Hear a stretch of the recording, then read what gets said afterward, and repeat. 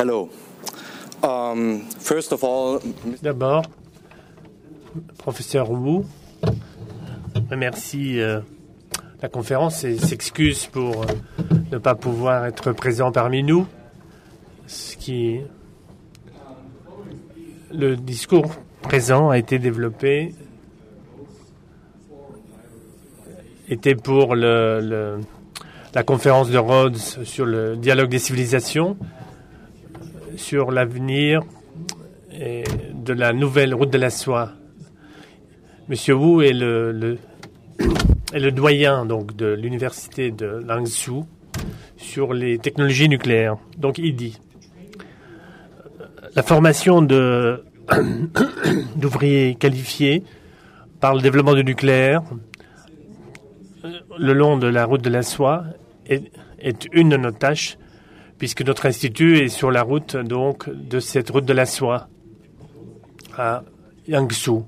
Et donc nous sommes intimement impliqués dans cette affaire. Qu'est-ce que ça veut dire le nucléaire? Voilà la question.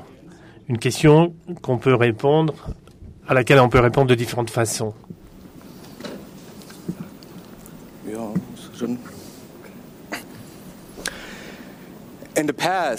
Dans le passé, le nucléaire voulait dire, pour beaucoup de gens, ça voulait dire l'armement, des menaces et des choses similaires.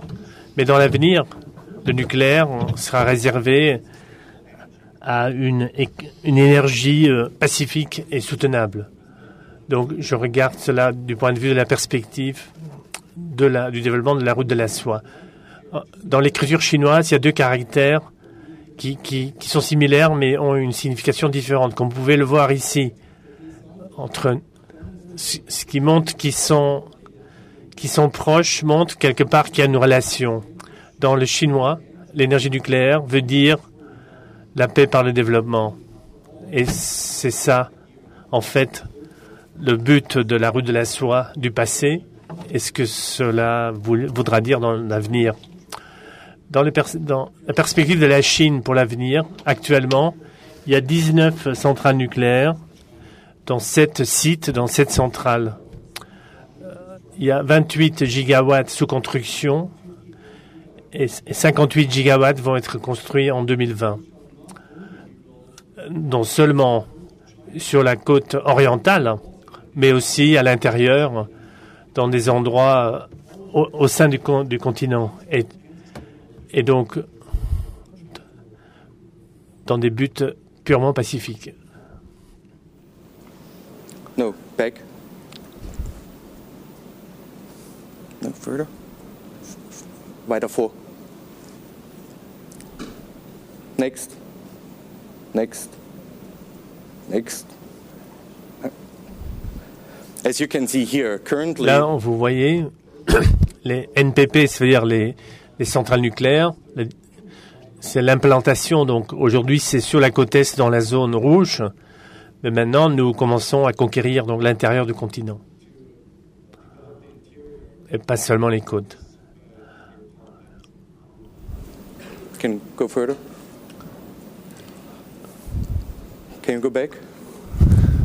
So, actuellement, to establish nuclear power plants in Hunan, Hubei. À Hunan, à Hubei et Yangtze. And if you go further, there's even more provinces. D'autres provinces donc préparent l'arrivée de centrales nucléaires, dont vous voyez les noms sur le slide.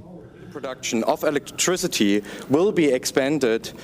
La part donc du nucléaire dans la palette énergétique, dans le mix énergétique, donc la part que le nucléaire va contribuer à la production d'électricité va augmenter. You can see here, to 10% by 2035. Donc aujourd'hui, c'est très peu, c'est moins de 10%. Et l'idée, c'est de viser donc les 30%, la part donc du nucléaire dans la production d'électricité. En 2050, c'est l'objectif. Pourquoi? La question évidemment préalable, c'est de savoir pourquoi on a choisi le nucléaire. D'abord parce qu'on doit remettre en question la question du charbon. On ne veut pas créer un conflit entre le développement économique et l'environnement. Et troisièmement, parce que on pourrait avoir des prix d'énergie plus intéressants et dépasser les limites des autres ressources par rapport à la disponibilité donc des hydrocarbures et leur compatibilité avec l'environnement. Ensuite, parce que l'énergie nucléaire évidemment donne un élan à toutes les technologies nucléaires. Les défis que ça pose, c'est la sécurité, la sûreté, c'est-à-dire contre les attaques terroristes, mais aussi la prolifération de produits et de matériaux dangereux, le traitement des déchets radioactifs, la compétitivité économique et la notion de durabilité de l'énergie et de sa disponibilité. À part ces défis globaux, il y a d'autres défis plus spécifiques, définis par la situation actuelle en Chine. Par exemple, la disponibilité de l'uranium et du combustible, la compétitivité dans la production des réacteurs. La Chine veut elle-même être capable de produire des réacteurs nucléaires sans être dépendant de l'étranger. Ensuite, la formation de personnel qualifié sur le plan scientifique au niveau des physiques nucléaires et des ingénieurs et des techniciens. Donc, si vous voulez plus de nucléaire, il faut évidemment former un nombre plus important de la population dans ses compétences. Et ensuite, la formation du personnel dans le domaine du nucléaire et la physique nucléaire, c'est évidemment le but de notre université. À quel point c'est important, c'est si l'on tente de... En 1995, non. Nuclear science was undertaken in China. En 1945. Research in China. From 1942 to 1986. D'accord, là vous voyez mieux. Donc, c'était la Fondation des sciences nucléaires en 1942. Ensuite, le début des applications, la formation d'ingénieurs nucléaires, entre 1942 et 1986. En 1986, il y a eu un déclin, mais en 2000, il y a eu une véritable renaissance du nucléaire, de 2000 à 2011. Et en 2011, il y a eu donc l'accident de Fukushima qui a mis entre parenthèses certains projets. Après Fukushima, on s'est posé des questions si on allait vraiment continuer ou pas. Il y a eu des discussions très très poussées entre spécialistes qui sont arrivés à la conclusion que la Chine continuera à développer le nucléaire civil. Nuclear training today. La formation, donc aujourd'hui, si au siècle dernier, les universités ont hésité, même ont suspendu les programmes, aujourd'hui on les a recommencés dans la radiochimie, dans la médecine nucléaire et dans la physique nucléaire. Il y a d'autres instituts ont développé ces formations.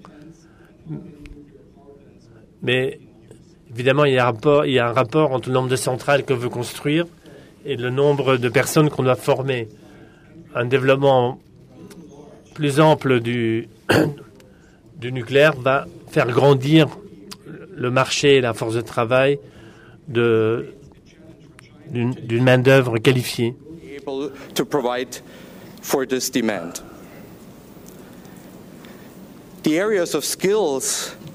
Les domaines du savoir-faire qui sont touchés, qui sont engagés dans ces domaines, c'est la planification, la gestion des centrales et de tout le cycle du combustible nucléaire.